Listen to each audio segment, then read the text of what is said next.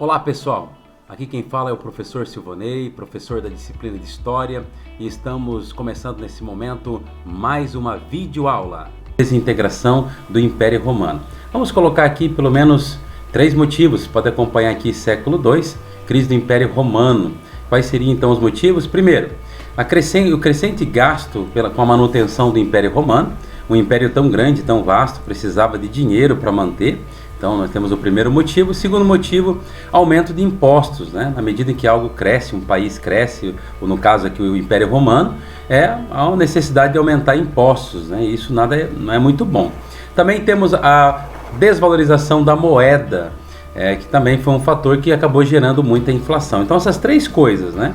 Para você manter algo muito grande como era o Império Romano, né, precisava estar sempre investindo e com isso aumentando impostos, e as pessoas vão cada vez mais ficando sem condição de pagar tanto impostos.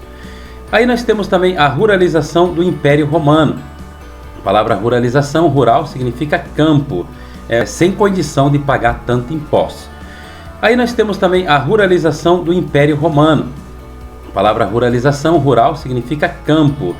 O que levou à ruralização do Império Romano? O império que era basicamente urbano, com muitas cidades, conforme a gente já aprendeu, de repente se torna um império rural. Temos aqui alguns motivos. Ameaças germânicas nas fronteiras do império. Então nós temos o surgimento dos povos germânicos, que mais para frente vamos estar explicando quem são esses povos chamados germânicos. Temos também a migração da cidade para o campo, as pessoas, devido à insegurança de viver nas cidades, a violência, a fome, as dificuldades financeiras, começaram a ir para o campo. E aí temos o surgimento do chamado colonato. Também temos aí enfrentamento da crise. Os imperadores vão tentar criar alguma coisa para enfrentar a crise que havia no império. Primeira coisa, Diocleciano vai criar a chamada tetrarquia. A palavra tetra no grego significa 4. Ele vai colocar 4 governantes, 2 Augustos e 2 Césares, e dividiu o império para tentar administrar melhor, até porque na época não existiam os meios, as tecnologias que existem hoje para conseguir administrar um império tão grande, tão vasto. Depois nós temos o imperador Constantino, que transferiu a capital do Império Romano de Roma para a cidade de Bizâncio, que ele vai dar o nome de Constantinopla. Depois nós temos o imperador Teodósio, né, que vai dividir o Império Romano lá em 380, dividiu o Império Romano em 2 partes, Império Romano do Ocidente e Império Romano do Oriente. Conforme vocês podem observar no mapa, nós temos ali amarelinho, vai ficar o Império Romano do Ocidente, e a parte mais rosinha, Império Romano do Oriente, com capital Bizâncio. Vocês estão vendo ali Constantinopla. Por que foi mudado? Para facilitar a administração. Dividiu o império em 2 partes para que facilitasse a questão administrativa. Em contrapartida, mais pressão por parte dos povos germânicos. Outra questão bastante importante também que devemos falar é o surgimento do cristianismo. O cristianismo surge no Império Romano, lá no 1º século. Tanto é que a história se divide antes e depois de Cristo.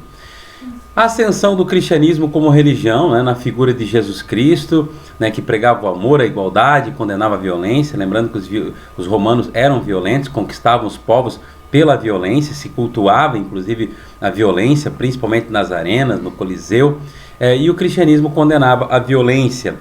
Os cristãos nos primeiros séculos são perseguidos, até o ano de 320 eles são perseguidos, mas lá no ano 320, um pouquinho antes, nós temos aí a perseguição diminuindo, e um pouco mais para frente nós vamos ver em 380 o cristianismo se tornando a religião oficial do Império Romano.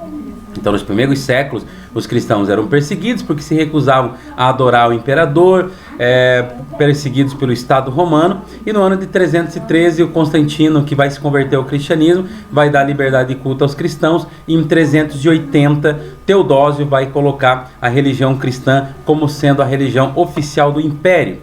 Surgimento dos povos germânicos, vocês estão vendo ali em cima, acima do Império Romano. Vocês podem observar na região escrito Germânia. Os povos germânicos eram vários. Ali nós temos godos, ostrogodos, suevos, vândalos, visigodos, dentre outros povos que viviam naquela região. Aspectos comuns, como é que eram esses povos? Na maioria eram guerreiros e agricultores. Algumas características aqui, eram belicosos. O que quer dizer a expressão belicoso? Povos guerreiros que tomavam armas, né? Armamentistas que iam para a guerra, né? Que valorizavam a guerra, organizados nos chamados comitatos, subordinados a um chefe militar, né? Muitos desses chefes acabaram se tornando também reis. Como que era a relação dos germanos com os povos, com os romanos, né? Como que os germanos se relacionavam com os romanos? O início era bastante pacífico, era uma relação pacífica. Muitos germânicos acabaram participando inclusive do serviço militar, interagiam com os romanos, havia trocas culturais, assimilação de costume de ambas as partes, de ambos os povos, tanto romanos quanto germânicos assimilavam aspectos culturais uns dos outros, inclusive com influências na própria língua, isso no início. No entanto, nós vamos ter ali a partir do século V, né, um aspecto que vai mudar um pouquinho, que é o surgimento dos chamados hunos. Os hunos é um povo que veio da Ásia e que começa a pressionar os germânicos, que estão ali no norte do Império Romano.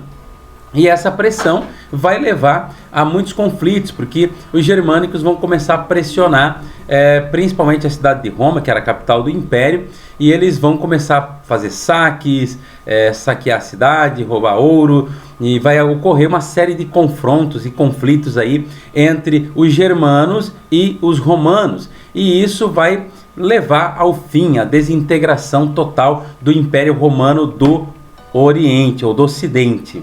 Muito bem, no ano de 476 nós temos o ataque, os visigodos vão atacar a cidade de Roma e nós vamos ter o fim então do Império Romano. No entanto, o Império Romano não acaba por completo, o Império Romano continua no Oriente. Lembra que nós falamos que houve uma divisão do Império Romano entre o Império Romano do Ocidente e o Império Romano do Oriente.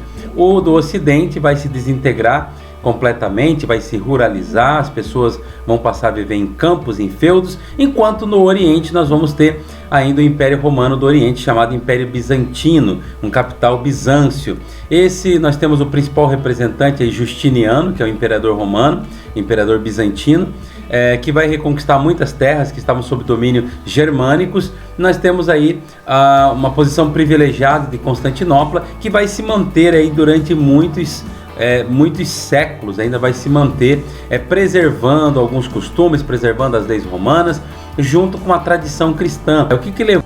Que é a Igreja Ortodoxa do Oriente.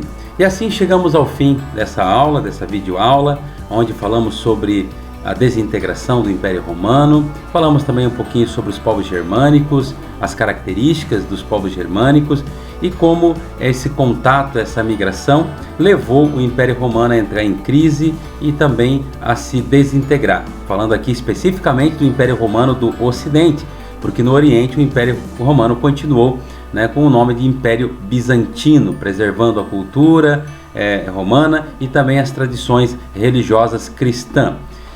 Tenha uma boa aula, faça as atividades e até a próxima.